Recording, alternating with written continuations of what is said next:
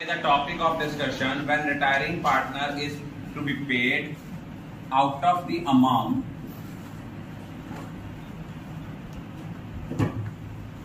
brought up by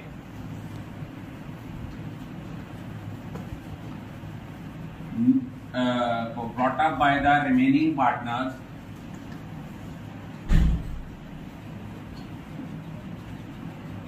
to make their capital according to new ratio. कि नए partner को हमने पेमेंट भी, रिटायरिंग पार्टनर को हमने पेमेंट भी करनी है और रिमेनिंग पार्टनर्स की कैपिटल जो है वो अकॉर्डिंग टू न्यू रेशियो हो। इस केस में क्या है, सपोज एक्स वाई जेड ये तीन पार्टनर्स हैं, इनकी रेशियो है 5:3:7 और इनमें से रिटायर जो हुआ है वो सपोज होता है एक्स रिटायर हो गया और वाई और जेड कहते हैं भाई हमारी जो न्यू रेशियो होगी दैट विल बी 2:3। अब उन्होंने क्या दिया हुआ है, उन्होंने दिया हुआ है वाई और जेड का जो कैपिटल बैलेंसेस हैं, कैपिटल बैलेंसेस दिए हुए हैं। कैपिटल बैलेंसेस कितने दिए हुए हैं आफ्टर एडजस्टमेंट? एक का बैलेंस है 33,000, एक का है 70,500 और जो पार्टनर रिटायर हो रहा है एक्स, इसको अमाउंट जो पे करनी है वो है 90,500 और उन्होंने लिखा हुआ है ये इस तरीके से पे करनी है कि उनकी capital according to new ratio हो जाए। अब जब आपने ये टॉपिक करना है, सबसे पहले हमने निकालना है कि उनकी एडजस्टेड कैपिटल कितनी थी। यहां लिखना है एडजस्टेड कैपिटल ऑफ वाई की और जेड की 33,000 और 70,500 ये थी आपकी कैपिटल। अब आपने इसमें ऐड करना है एडजस्टेड कैपिटल ऑफ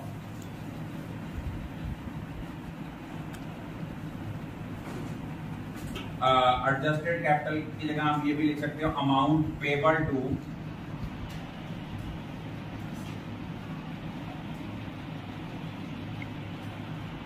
एक्स। वो आपकी जो अमाउंट पेबल टू एक्स है वो है 90,500। तो टोटल जो आपकी अमाउंट बनती है वो बनती है 1,94,000।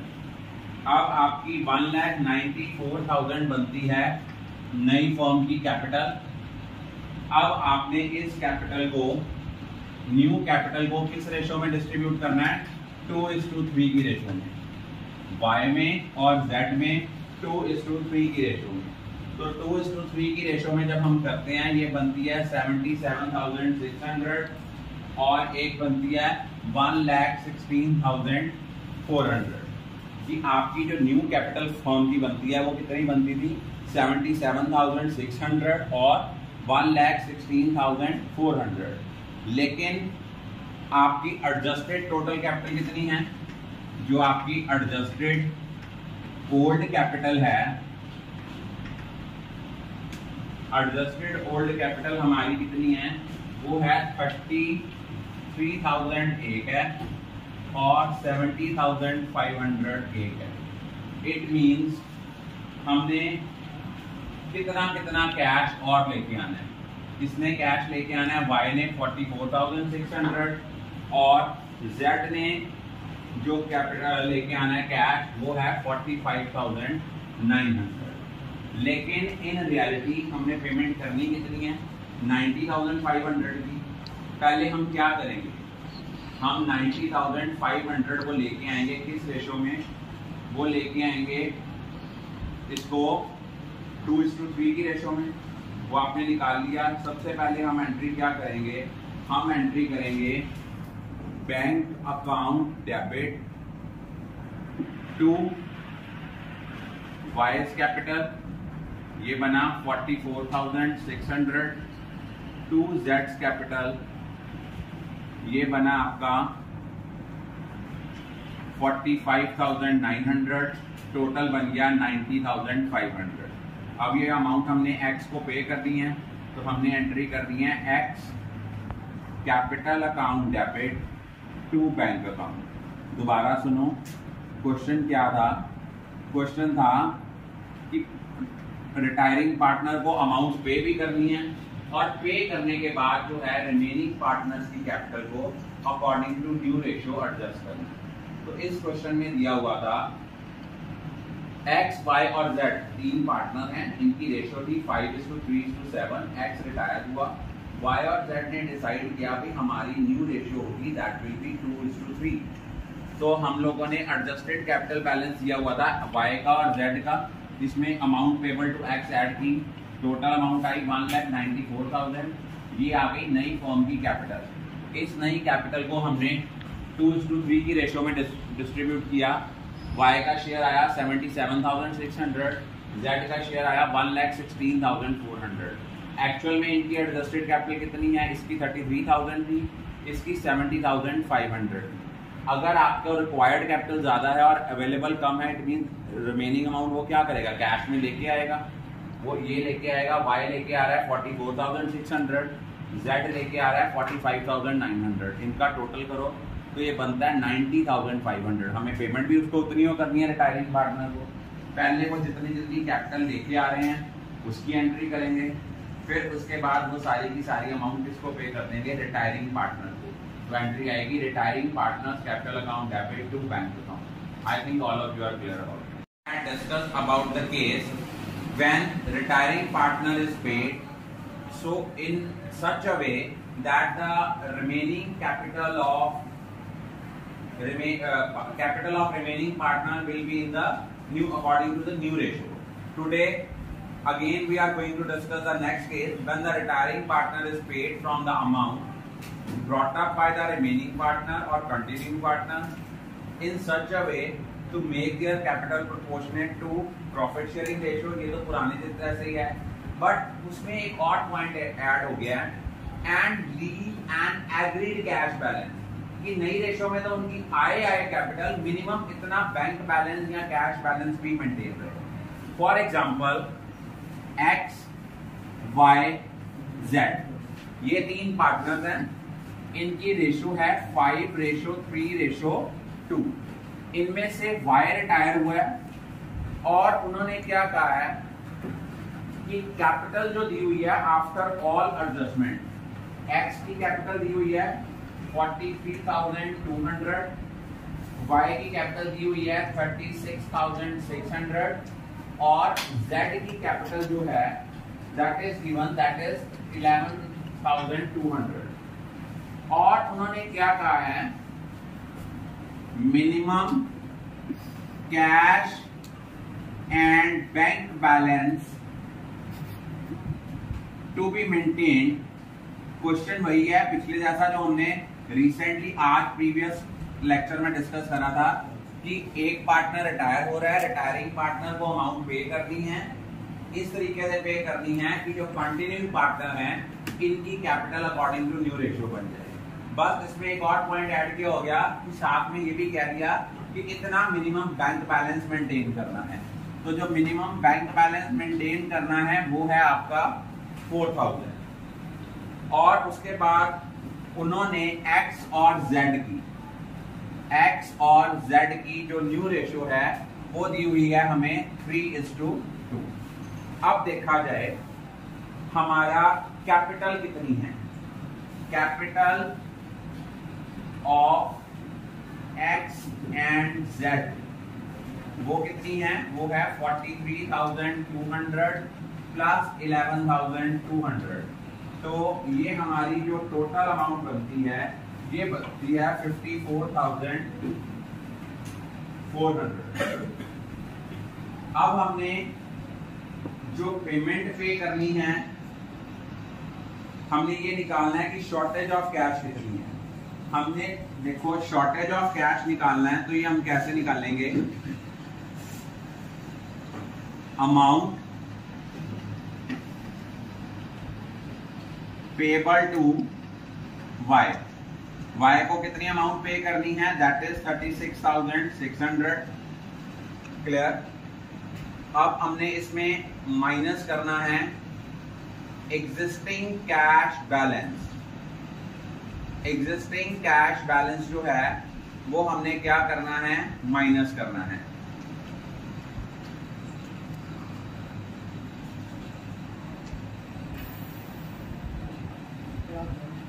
और उन्होंने हमें नेक्स्ट गिवन है, नेक्स्ट दिया हुआ है मिनिमम, और ऐड क्या करना है, minimum cash and bank balance.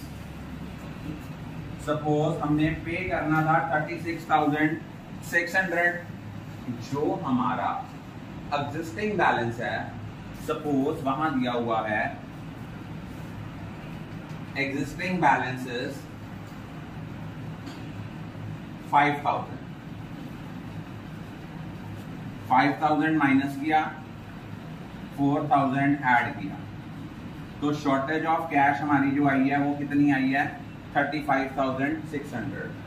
अब हमने इसमें एक्स और जेड की कैपिटल में शॉर्टेज ऑफ कैश ऐड करनी है, वो आई है आपकी 35,600। इसको जब टोटल कर लिया, ये हमारे पास नई फर्म की कैपिटल आ गई, दैट इज 90,000। क्या आ गई, नई फर्म की कैपिटल आ गई। दोबारा सुनो, क्या था, एक्स वाई और जेड 3 पार्टनर थे, इनकी प्रॉफिट शेयरिंग रेशो थी बेटा 5:3:2। उनमें से वाई रिटायर हुआ और उनकी न्यू रेशो बन गई 3:2। कैपिटल बैलेंस हमें दिया हुआ है 43,200, 36,600 और 11,200। उन्होंने कहा है मिनिमम बैंक बैलेंस जो मेंटेन करना है दैट इज 4,000, एग्जिस्टिंग बैलेंस है 5,000। इस तरीके से करना है कि इनकी capital according to new ratio आ जाए। तो हमने फर्म की कैपिटल कैसे निकालनी है, रिमेनिंग पार्टनर की कैपिटल में शॉर्टेज ऑफ कैश और बैंक बैलेंस ऐड करना है। शॉर्टेज कैसे निकली, amount payable to retiring partner minus existing balance add minimum balance, वो हमारे पास आ गया 35,600। कंटिन्यूइंग पार्टनर की कैपिटल का टोटल आया 54,400। 54,400 प्लस 35,600, हमारे पास टोटल फर्म की कैपिटल कितनी आ गई, 90,000। अब हमने ये न्यू कैपिटल है, इस न्यू कैपिटल को हमने डिवाइड करना है एक्स और जेड में, रेशो है हमारी 3:2। अब 90,000 का हमारा है 3/5 और नेक्स्ट है हमारा 2/5, तो ये बनता है 54,000 और 36,000, ये आ गया। अब हमारी एग्जिस्टिंग कैपिटल कितनी है, एग्जिस्टिंग कैपिटल जो है वो है 43,200, 11,200 हमारी कैपिटल होनी चाहिए। अगर न्यू कैपिटल ज्यादा है और एग्जिस्टिंग कैपिटल कम है, इट मींस वो क्या करेगा, इतना बैंक बैलेंस और लेके आएगा। कैश टू बी ब्रॉट कितना आ गया, यहाँ आ गया 10,800 और जेड का आ गया 24,800। अब इस क्वेश्चन में वो एंट्री क्या करेगा, पहले cash account debit to X capital account, X कितनी कैपिटल लेके आ रहा है 10,800, जेड कितनी कैपिटल लेके आ रहा है, जेड लेके आ रहा है 24,800। तो मिनिमम कैश की जो शॉर्टेज थी वो इन्होंने ले आए हैं 35,600। अब हमने पेमेंट किसको करनी है, वाई को। एंट्री आएगी Y's capital account debit to cash, वो हमने पे करना है 36,600। I think all of you are clear about the new topic, that is retirement of partner. Retirement of partner जो होता है, जैसे एक पार्टनर बिजनेस में एडमिट होता है, in the same way partner जो है वो फर्म को लीव भी कर सकता है, उसको हम बोलते हैं retirement of a partner. But retirement of partner और death of partner both are the different concept. In case of retirement of a partner सारा कुछ स्टेप सेम है। सबसे पहला है change in profit sharing ratio, second है accounting treatment of goodwill, third is revaluation of assets and liabilities, fourth one is adjustment of accumulated profits reserves and adjustment of fictitious assets. Then we have to determine the amount due to retiring partner. Then we have to consider various methods of payment to retiring partner, and then we have to adjust partner's capital according to new rate. So first of all, today we will discuss about retirement of a partner. Retirement of a partner का मतलब है reconstitution of firm. मैंने आपके साथ discuss किया था reconstitution of के जो firm है, it will be in three form. First one is change in profit sharing ratio, second is admission of partner, and third is retirement of partner. अब एक पार्टनर फर्म से retire कब होता है? जब इसके रिगार्डिंग एक एग्रीमेंट हुआ होता है. अगर एग्रीमेंट नहीं होता तो सारे पार्टनर उसकी रिटायरमेंट के लिए एग्री करते हैं. थर्ड है, अगर पार्टनरशिप एट विल है तो पार्टनर एक नोटिस देता है राइटिंग में कि he is willing to retire from the firm. और जो भी रिटायरिंग पार्टनर है वो रिटायरमेंट से पहले जितने भी फर्म के एक्ट्स हैं उन सब के लिए लायबल है. लेकिन वंस ही रिटायर्स तो he is not bound to be liable to the third party for the act of the firm. अब राइट्स क्या हैं रिटायरिंग पार्टनर के? रिटायरिंग पार्टनर के जो राइट्स हैं वो हैं कि वो अपना गुडविल का जो शेयर है वो ले सकता है, वो कैपिटल रिसीव कर सकता है, और कौन कौन सी एडजस्टमेंट्स होती हैं in case of retirement of a partner. पहला है change in profit sharing ratio.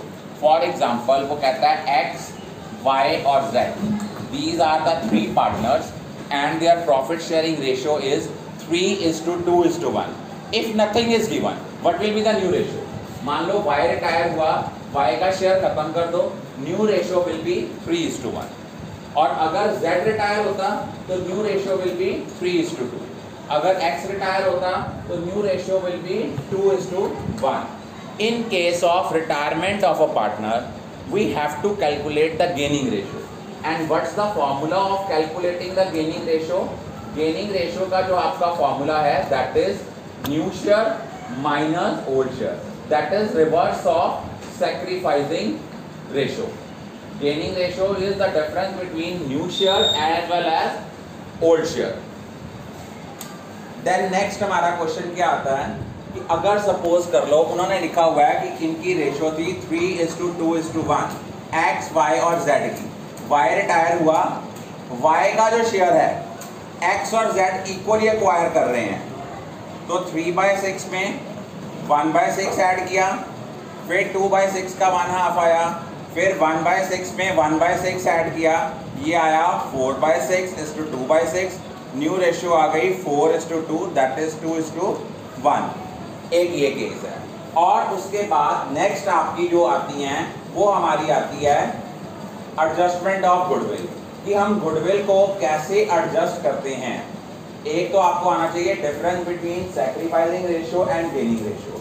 Sacrificing ratio वो रेशियो होती है जिसमें नए पार्टनर के आने से पुराने पार्टनर्स को कितना सैक्रिफाइस हुआ. लेकिन ज़रूरी नहीं है कि sacrificing only in case of admission ही हो, इन केस ऑफ रिटायरमेंट भी हो जाती है. कि कई बार आपकी गेनिंग रेशियो नेगेटिव आ जाती है, it mean that partner is sacrificing. और सैक्रिफाइसिंग रेशियो निकालने के पीछे आपका ऑब्जेक्टिव क्या होता है कि नए पार्टनर के आने से जो सैक्रिफाइसिंग पार्टनर्स अपना शेयर जो है वो सैक्रिफाइस कर रहे हैं उनको कंपेंसेट करने के लिए हम सैक्रिफाइसिंग रेशियो निकालते हैं. और गेनिंग रेशियो क्या निकालते हैं कि पुराने पार्टनर के जाने से जो रिमेनिंग पार्टनर्स है जितना उनका शेयर ऑफ प्रॉफिट इंक्रीज होता है उसको कैलकुलेट करने के लिए हमें गेनिंग रेशियो की जरूरत है. गेनिंग रेशियो कैलकुलेट होती है इन केस ऑफ रिटायरमेंट और सैक्रिफाइसिंग रेशियो कैलकुलेट होती है इन case of admission of a partner. Sacrificing ratio का फार्मूला होता है old share minus new share और गेनिंग रेशियो का फार्मूला होता है new share minus old share. अब रिटायरमेंट के केस में गुडविल की एडजस्टमेंट कैसे करते हैं? देखो बेटा, यहाँ पे जो गुडविल की एडजस्टमेंट है सिंपली हम लोगों ने क्या करना है, हम लोगों ने रिटायरिंग पार्टनर को कंपेंसेट करना है, उसको पैसे देने हैं. उसको हम क्या करेंगे, क्रेडिट करेंगे, क्योंकि जिसको भी आपने पैसे देने होते हैं वो आपकी लायबिलिटी है. और जो भी लायबिलिटीज होती हैं दीज आर ऑलवेज क्रेडिटेड। तो हमने रिटायरिंग पार्टनर को क्या करना है, क्रेडिट करना है, और अल्टीमेटली वो पैसे कौन बेयर करता है, गेनिंग पार्टनर। तो हमारी जर्नल एंट्री बननी है गेनिंग पार्टनर्स कैपिटल और current account debit to sacrificing partners to retiring partners capital account. Entry क्या आनी है, गेनिंग पार्टनर्स कैपिटल और current account debit to retiring partners capital account. Amount कौन सी आनी है, सपोज फर्म की गुडविल है मान लो 60,000, जो पार्टनर रिटायर हो रहा है उसका शेयर है 2/6, तो ये आ गया 20,000। अब इस 20,000 को किस रेशो में गेनिंग पार्टनर्स बेयर करेंगे, इन देयर गेनिंग रेशो। और एक चीज याद रखना, अगर कोई गुडविल, जो आपकी गुडविल ऑलरेडी एग्जिस्ट कर रही है, उसको राइट ऑफ करना है among old partners in old ratio. और अगर आप लोगों ने गुडविल रेज्ड करके राइट ऑफ करनी है, गुडविल को रेज करना है, रेज करने के बाद गुडविल को अगर आपने राइट ऑफ करना है, तो जब गुडविल रेज करनी है एंट्री क्या आनी है, goodwill account debit to all partners capital in old ratio. और जब आपने गुडविल को राइट ऑफ करना है, फिर आपने एंट्री क्या करनी है, remaining partners capital account debit to goodwill in new ratio. जब आपने गुडविल रेज करके राइट ऑफ करनी है, रेज्ड करनी है ओल्ड रेशो के साथ, राइट ऑफ करनी है न्यू रेशो के साथ। लेकिन अगर कोई गुडविल जो बच्चे आपकी ऑलरेडी एग्जिस्ट कर रही है, अगर उस गुडविल को राइट ऑफ करना है, तो उसके लिए हमें कौन सी रेशो लेनी है, उसके लिए हमें ओल्ड रेशो लेनी है।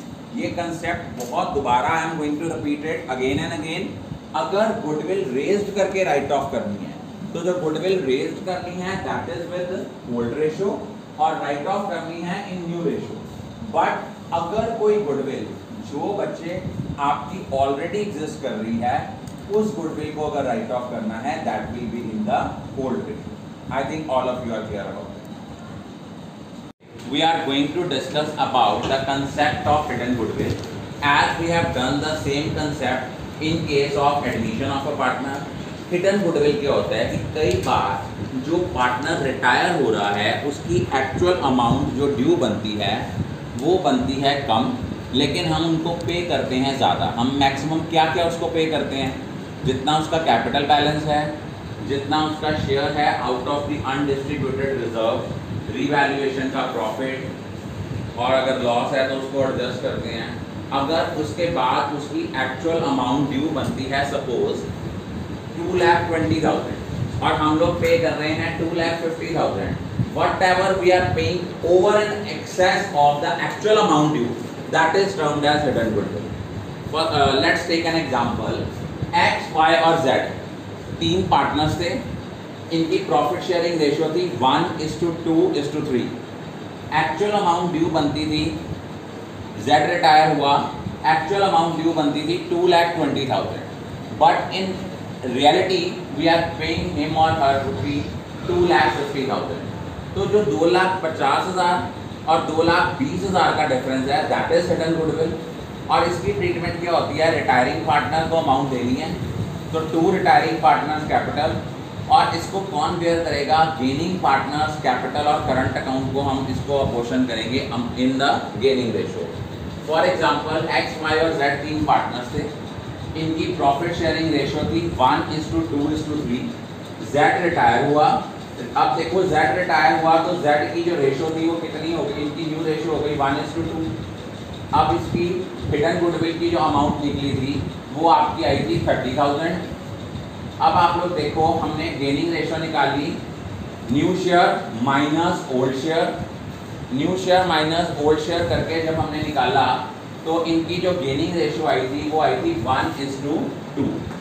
इट मीन हमने Z को पेमेंट करनी है, Z रिटायरिंग पार्टनर है, उसको हम क्रेडिट करेंगे, और डेबिट किसको करेंगे, X और Y को डेबिट करेंगे इन द गेनिंग रेशो।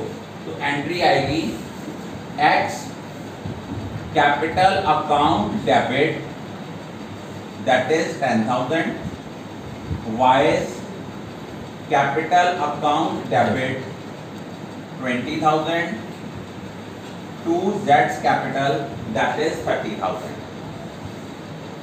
उसके बाद नेक्स्ट हमारा जो टॉपिक था वो टॉपिक था कि हमने इसमें पार्टनर्स कैपिटल अकाउंट का फॉर्मेट डिस्कस करना है इन case of retirement of a partner. एक चीज़ याद रखना, रिटायरमेंट ऑफ पार्टनर के केस में जो पार्टनर्स कैपिटल अकाउंट का फॉर्मेट होता है लगभग ऑलमोस्ट सेम है, सिर्फ डिफरेंस क्या है, एक तो ट्रीटमेंट ऑफ गुडविल का डिफरेंस है, सेकेंडली जितनी रिटायरिंग पार्टनर की अमाउंट बैलेंस आता है उसको टू बैलेंस कैरी डाउन नहीं लिखते, या तो हम उसको क्या करते हैं इमीडिएटली पेमेंट कर देते हैं, या हम उसकी अमाउंट को उसके लोन अकाउंट में ट्रांसफर करते हैं। If the question is silent regarding the payment to the retiring partner, then the net amount due to retiring partner will be transferred to his or her loan account. Either we have to pay the amount him or her immediately, or we will transfer the amount due towards the loan account of the retiring partner. अब देखो इसमें आपको पता है कि partners capital का जब हम फॉर्मेट करते थे, पार्टनर्स कैपिटल का जब फॉर्मेट करते हैं, partner capital account personal nature account है। जो ट्रांजैक्शन पार्टनर के कैपिटल बैलेंस को इंक्रीज करती हैं these will be shown on credit side, और जो ट्रांजैक्शन पार्टनर के कैपिटल बैलेंस को रिड्यूस करती हैं these will be shown on the debit side. अब क्रेडिट साइड पे क्या आता है, by balance brought down, by revaluation profit, by accumulated profits and reserve. Goodwill की ट्रीटमेंट क्या होती है, बाय गेनिंग पार्टनर्स कैपिटल करके रिटायरिंग पार्टनर के कॉलम में, और टू रिटायरिंग पार्टनर करके गेनिंग पार्टनर के कॉलम में। फॉर एग्जांपल जैसे ये क्वेश्चन है, यहाँ पे है x, y और z।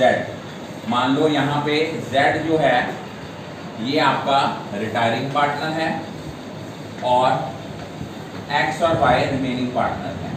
तो यहाँ एंट्री करेंगे by x capital, by y capital, और ये अमाउंट हमारी किसके कॉलम में आएगी, सपोज z के कॉलम में, और इधर लिखेंगे 2z कैपिटल, और ये अमाउंट किसके कॉलम में आएगी, x के कॉलम में और y के कॉलम में। और जितनी अमाउंट ड्यू होगी रिटायरिंग पार्टनर को, या तो हम उसको इमीडिएटली टू कैश और बैंक करेंगे, या हम उसके लोन अकाउंट में ट्रांसफर करेंगे, और वो लोन अकाउंट जो है वो बैलेंस शीट में एज अ लायबिलिटी शो होगा। वो बैलेंस शीट में क्या शो होगा, as a liability. I think all of you are clear about it. We are going to discuss about the concept of hidden goodwill as we have done the same concept in case of admission of a partner. Hidden goodwill क्या होता है कि कई बार जो partner retire हो रहा है उसकी एक्चुअल अमाउंट जो ड्यू बनती है वो बनती है कम, लेकिन हम उनको पे करते हैं ज़्यादा। हम मैक्सिमम क्या क्या उसको पे करते हैं, जितना उसका कैपिटल बैलेंस है, जितना उसका शेयर है out of the undistributed reserve, revaluation का प्रॉफिट, और अगर लॉस है तो उसको एडजस्ट करते हैं। अगर उसके बाद उसकी एक्चुअल अमाउंट ड्यू बनती है सपोज 2,20,000 और हम लोग पे कर रहे हैं 2,50,000, whatever we are paying over and excess of the actual amount due, that is termed as hidden goodwill. Let's take an example. X, Y और Z तीन पार्टनर्स थे, इनकी प्रॉफिट शेयरिंग रेशियो थी 1:2:3। एक्चुअल अमाउंट ड्यू बनती थी, Z retire हुआ, actual amount due बनती थी 2,20,000, but in reality we are paying him और हर ₹2,50,000। तो जो 2,50,000 और 2,20,000 का डिफरेंस है दैट इज हिडन गुडविल। और इसकी ट्रीटमेंट क्या होती है, रिटायरिंग पार्टनर को अमाउंट देनी है तो टू रिटायरिंग पार्टनर्स कैपिटल, और इसको कौन बेयर करेगा, गेनिंग पार्टनर्स कैपिटल और करंट अकाउंट को हम इसको अपोर्शन करेंगे in the gaining ratio.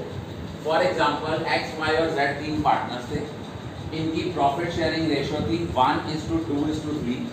Z retire हुआ, अब देखो Z रिटायर हुआ तो Z की जो रेशियो थी वो कितनी हो गई, इनकी न्यू रेशियो हो गई 1:2।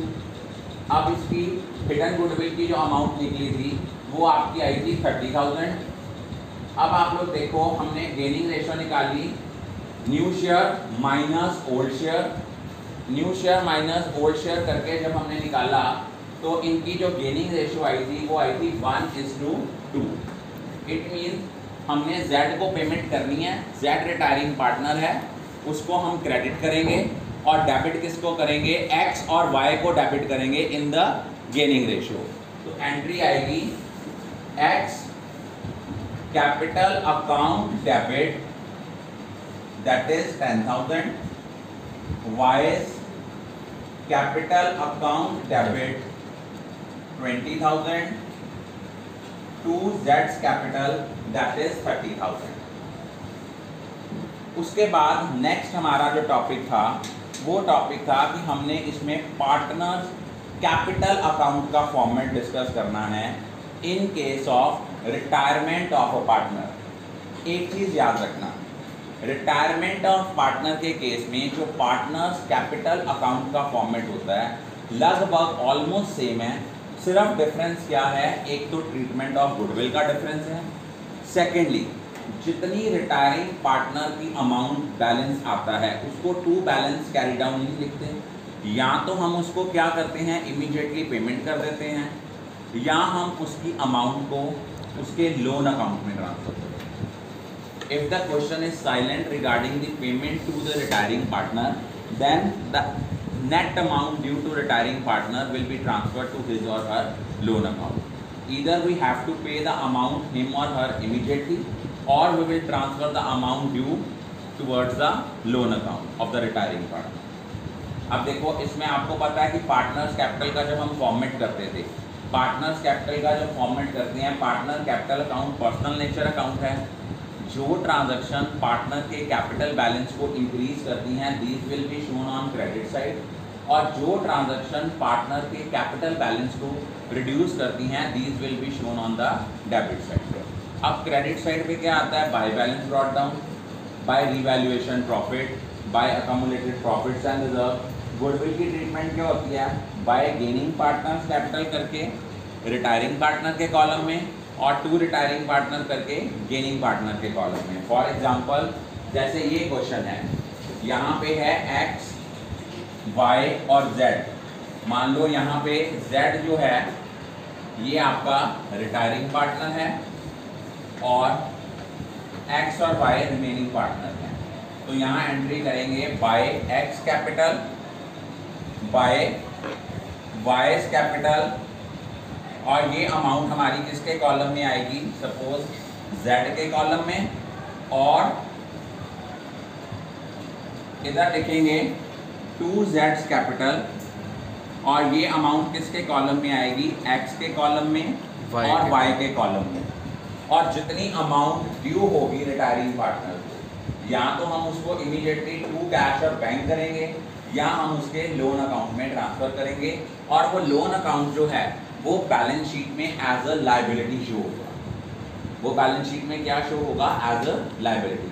आई think all of you are clear about it. Today we are going to discuss about the topic of partners capital account in case of retirement of a partner. हम लोगों ने प्रीवियसली डिस्कस किया था कि partners का capital account admission में कैसे बनता है, क्योंकि आपको फॉर्मेट अगर आ गया ना, आपने उनकी 2-4 आइटम्स रीपोस्ट कर दी हैं तो CBSE में स्टेप वाइज मार्किंग है। अब आपको पता है जो पार्टनर्स का कैपिटल अकाउंट है इसकी नेचर पर्सनल नेचर अकाउंट है।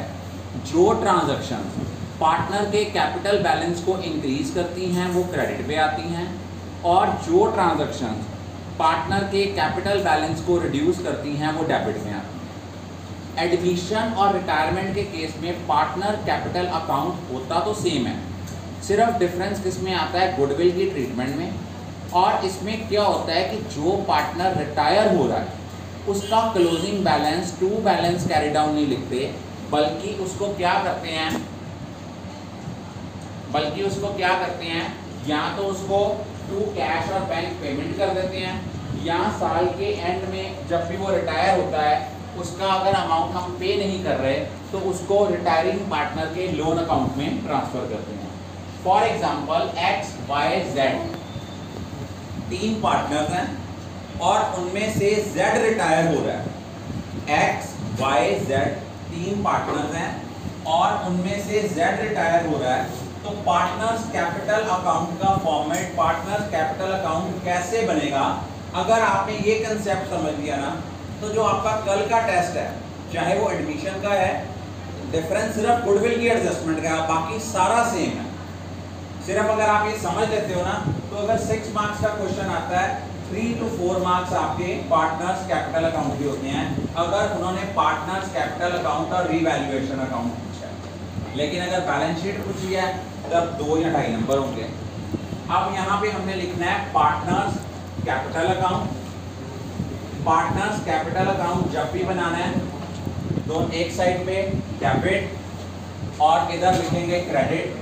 अब जो ट्रांजैक्शन पार्टनर के कैपिटल बैलेंस को इंक्रीज करती है वो बाय साइड आएंगी, और जो ट्रांजैक्शन पार्टनर के कैपिटल बैलेंस को रिड्यूस करती हैं वो टू साइड आएंगी। बाय साइड पे आएगा बाय बैलेंस ब्रॉट डाउन।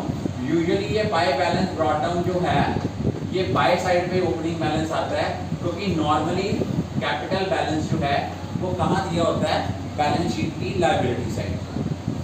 अगर मान लो यहाँ पे कोई रीवैल्यूएशन का प्रॉफिट है, ये भी पार्टनर के कैपिटल बैलेंस को इंक्रीज करता है, इसको भी हम क्रेडिट साइड पे शो करेंगे बाय रीवैल्यूएशन अकाउंट। तीनों पार्टनर्स में डिस्ट्रीब्यूट कर देंगे इन देयर ओल्ड रेशियो। कोई आपके अकामुलेटेड प्रॉफिट्स हैं या रिजर्व्स हैं, इनको भी हम ओल्ड पार्टनर्स में डिस्ट्रीब्यूट करेंगे इन द ओल्ड रेशियो। अब आपको पता है workman compensation fund partners capital account में कब आता है? अगर क्लेम अराइज कम हुआ एज कंपैरेटिव टू फंड या क्लेम बिल्कुल भी अराइज नहीं हुआ, तो हम क्या करते हैं, जो वर्कमैन कंपनसेशन फंड है इसको हम पार्टनर्स में डिस्ट्रीब्यूट करते हैं इन ओल्ड रेशियो। और इसमें गुडविल की ट्रीटमेंट क्या होती है? जैसे सपोज अभी की है रिमेनिंग पार्टनर या gaining partners capital account debit to retiring partner. जब हम बाय गेनिंग पार्टनर लिखेंगे किस कॉलम में शो करेंगे? रिटायरिंग पार्टनर के कॉलम में, और यहां लिखेंगे to retiring partners capital account, लेकिन कॉलम किसका आएगा? गेनिंग पार्टनर्स का। जब हम by X capital by Y capital लिखेंगे तो अमाउंट जेड के कॉलम में आएगी। जब टू जेड कैपिटल लिखेंगे अमाउंट एक्स और वाई के कॉलम में आएगी। उसके बाद अगर आपका कोई रीवैल्यूएशन का लॉस है वो भी आप तीनों पार्टनर्स में डिस्ट्रीब्यूट करोगे। कोई ऑलरेडी गुडविल एग्जिस्ट कर रही है, इसका भी आप लिखोगे to goodwill account old partners in old ratio. कोई आपके फिक्टिशियस एसेट है, पार्टनरशिप में 3 तरह के फिक्टिशियस एसेट होते हैं। One is deferred revenue expenditure, second is profit and loss account का डेबिट बैलेंस, और एक होता है आपका एडवर्टीजमेंट सस्पेंस। ये तीनों के तीनों जो आपके फिक्टिशियस एसेट्स हैं ये आपके इधर शो होंगे पार्टनर्स कैपिटल अकाउंट की डेबिट साइड पे। अब हमने क्या करना है, जो पार्टनर रिटायर हुआ हमने क्वेश्चन में देखना है क्या लिखा हुआ है कि जो अमाउंट हम पे कर रहे हैं रिटायरिंग पार्टनर को उन्होंने लिखा हुआ है उसको पे कर दो। अगर तो क्वेश्चन साइलेंट है कि हमने उसको पे नहीं करना, इट मीन्स अमाउंट को हम ट्रांसफर करेंगे रिटायरिंग पार्टनर के लोन अकाउंट में और वो नई फर्म की बैलेंस शीट में एज ए लायबिलिटी शो होगा। फॉर एग्जाम्पल जेड की अमाउंट ड्यू बनती है 1,50,000, वो कहता है 50,000 रुपया इसको इमीडिएटली पे कर दो, वो इधर आ गया। और रिमेनिंग अमाउंट हम कहाँ शो करेंगे? जेड के लोन अकाउंट में जो नई बैलेंस शीट में एज एन लायबिलिटी शो होगा। और जो रिमेनिंग पार्टनर्स रह जाएंगे उसको बैलेंस कैरी डाउन लिखेंगे। हम रिटायरिंग पार्टनर के क्लोजिंग बैलेंस को कैरी डाउन क्यों नहीं लिख सकते? अगर वो कैरी डाउन लिख देते हैं तो वो पार्टनर बन गया, वो रिटायर नहीं हुआ। इट मीन वो एज अ कैपिटल स्टैंड कर रही है, ना कि एज अ लायबिलिटी स्टैंड कर रही है। I think all of you are clear about it. Today the topic of discussion is the mode of payment made to retiring partners. I had already discussed कि we have to pay to the retiring partner either directly the lump sum amount or we will transfer it to their loan account. तो आज हम करेंगे illustration number 35. इसमें 3 partners हैं. One is Banwari, second one is गर्दारी and last one is Murari. There are 3 partners, Banwari, Girdhari and Murari. इनकी profit sharing ratio है 4:5:6 और उन्होंने क्या कहा है, उनकी कैपिटल स्टैंड कर रही है 2 लाख, 1 लाख एंड 50,000 और गिरधारी की रिटायरमेंट हुई है, गुडविल फॉर्म की है 1,14,000. तो रीवैल्यूएशन का प्रॉफिट जो है दैट इज 6,000, जर्नल रिजर्व है 30,000. तो सबसे पहले हम क्या करेंगे, सबसे पहले हम कैलकुलेट करेंगे calculation of amount payable to Girdhari कि गिरधारी को अमाउंट हमने पे करनी कितनी है. अब देखो गिरधारी को जो अमाउंट हमने पे करनी है, सबसे पहले हमने देखना है कि गिरधारी का कैपिटल बैलेंस कितना है. गिरधारी का कैपिटल बैलेंस जो गिरधारी का आपकी बुक्स ऑफ अकाउंट में गिरधारी का कैपिटल बैलेंस स्टैंड कर रहा है दैट इज 1 लाख. अब आपने इसको क्या देना है, अब आपने इसको देना है शेयर ऑफ गुडविल. गुडविल है कितनी है, फॉर्म की गुडविल है 1,14,000. 1,14,000 में उसका शेयर बनता है 5/15 दैट इज 1/3. वो आपका बनता है 38,000. शेयर ऑफ गुडविल ये बना 38,000. उसके बाद नेक्स्ट हमें दिया हुआ है कि रीवैल्यूएशन का प्रॉफिट हुआ, वो कितना है रीवैल्यूएशन का प्रॉफिट. रीवैल्यूएशन का जो हमारा प्रॉफिट है दैट इज 6,000. तो शेयर ऑफ रीवैल्यूएशन प्रॉफिट ये आया आपका 2,000. टोटल अमाउंट हमारी जो पेबल हुई दैट इज 1,40,000. उसने कहा है ये जो 1,40,000 ये आया. उसके बाद उन्होंने और क्या दिया हुआ है, उन्होंने लिखा हुआ है कि आपकी बुक्स ऑफ अकाउंट्स में जर्नल रिजर्व स्टैंड कर रहा है 30,000 का. Add share of general reserve वो हमें दिया हुआ है 10,000 का. तो टोटल अमाउंट हमारी जो पेबल हुई दैट इज 1,50,000. अब उसने लिखा है कि 1,50,000 में से हम लोगों ने 75,000 की 2 इंस्टॉलमेंट्स पे की हैं including interest at the rate of 10% per annum. उनमें 10% पर एनम आपका क्या इंक्लूड है, इंटरेस्ट इंक्लूड है. अब यहाँ पे रिटायरमेंट जो हो रही है दैट इज ऑन 31 मार्च. तो हमें क्या करना पड़ेगा, हमें गिरधारी का लोन अकाउंट बनाना पड़ेगा. हम यहाँ बनाएंगे Girdhari loan account.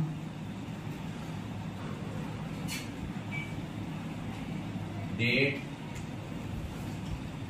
Particulars, amount, date, particulars, amount. अब जब हमने कैपिटल अकाउंट से लोन अकाउंट में ट्रांसफर किया, हमने एंट्री क्या की, हमने एंट्री करनी है Girdhari's capital account debit to Girdhari's loan account. तो अब हमने यहाँ पे इसको कहाँ, इस अमाउंट को कहाँ शो करना है, इसको हमने शो करना है बाय गिरधारीज कैपिटल दैट इज 1,50,000. ये हमारा 31 मार्च ईयर कौन सा दिया हुआ है, ईयर हमें जो है वो दिया हुआ है 2014. तो 31 मार्च 2014 को हमारा ये बैलेंस है, इसको हमने कर दिया टू बैलेंस कैरी डाउन।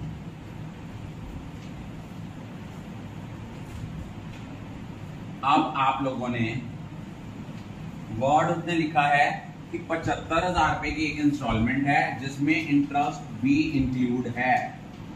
अब 1 अप्रैल 2014 को ये हमने बैलेंस ब्रॉट डाउन करा, दैट इज 1,50,000। इंटरेस्ट जो हम पे कर रहे हैं, इंटरेस्ट उन्होंने हमें दिया हुआ है कि he is entitled to get interest at the rate of 10% per annum. अब अगले साल के एंड में 31/3/2015 को हमने इंटरेस्ट लगाया बाय इंटरेस्ट अकाउंट 1,50,000 के ऊपर 10% लगा, वो आ गया 15,000। अब देखा जाए तो हमारी इंस्टॉलमेंट कितनी थी, 75,000 की। उसने कहा था 75,000 में इंटरेस्ट इंक्लूडेड है, एक्सक्लूडेड नहीं बोला, इंक्लूडेड है।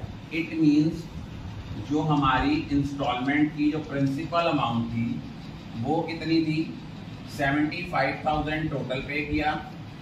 इट मीन 15,000 अगर इंटरेस्ट है तो आपकी अमाउंट, प्रिंसिपल अमाउंट कितनी हो गई, 60,000। अगले साल के एंड में हमने ये बैलेंस कैरी डाउन करा, ये आया 75,000। ये था 60,000 प्लस ये जो बैलेंस आया, ये आया हमारा बैलेंस कैरी डाउन आएगा 90,000। ये आ गया 1,65,000। अब हमने 1,65,000 आया, नेक्स्ट ईयर हमने फिर इसी का बैलेंस ब्रॉट फॉरवर्ड करा। वो हमारा कितना था, हमने करा 1/4/2015 को बाय बैलेंस ब्रॉट डाउन। वो था हमारा 90,000 था। साल के एंड में इसके ऊपर इंटरेस्ट जो लगा वो लगा 9,000। अब देखा जाए, अब हमने इंस्टॉलमेंट कितनी पे करनी थी, अब हमारी इंस्टॉलमेंट थी 75,000। टोटल इंस्टॉलमेंट 75,000 की दी हुई है। इट मींस 75,000 में से 9,000 आपका इंटरेस्ट है, तो प्रिंसिपल अमाउंट कितनी हो गई, 66,000। यहाँ लिखेंगे 31/3/2016 टू बैंक, क्योंकि उन्होंने अमाउंट फिक्स की हुई है 75,000। अगर 9,000 इंटरेस्ट है तो प्रिंसिपल अमाउंट आ गई 66,000 टू बैलेंस कैरी डाउन 24,000 फिर बच गया। अब हमने 1 अप्रैल 2016 को बैलेंस ब्रॉट डाउन किया, ये बैलेंस ब्रॉट डाउन करके आया 24,000।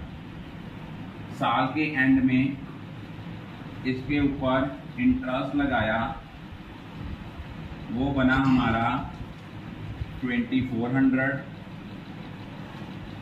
अब हमने एंड में जो था वो सारी की सारी अमाउंट क्या कर देनी थी, पे कर देनी थी। अब हमारी जो लास्ट इंस्टॉलमेंट होगी वो 75,000 की तो पॉसिबल ही नहीं है, क्योंकि एक्चुअल में अमाउंट ड्यू जो देने वाली बनती है वो बनती है 26,000। तो हम मैक्सिमम उतना ही पे करेंगे ना जितनी अमाउंट ड्यू बनती है, क्योंकि उसने जो 75,000 बोला था वो फर्स्ट 2 इंस्टॉलमेंट्स का बोला था, लास्ट इंस्टॉलमेंट का तो कुछ कहा ही नहीं। अब हम इसको यहाँ पे सारी की सारी अमाउंट पे कर देंगे, ये आएगा to bank account 26,400। It is very important question for final examination point of view. I think all of you are clear about it. Topic of our discussion is capital adjustment. Capital adjustment in case of retirement. हमने एक करा था capital adjustment in case of addition, तो आज हम first case करेंगे, case 1, when total capital of new firm is given when total capital of new firm is given. For example, X, Y and Z, these are the three partners. Out of these three partners, Y retired. इनकी ratio थी 3:2:1.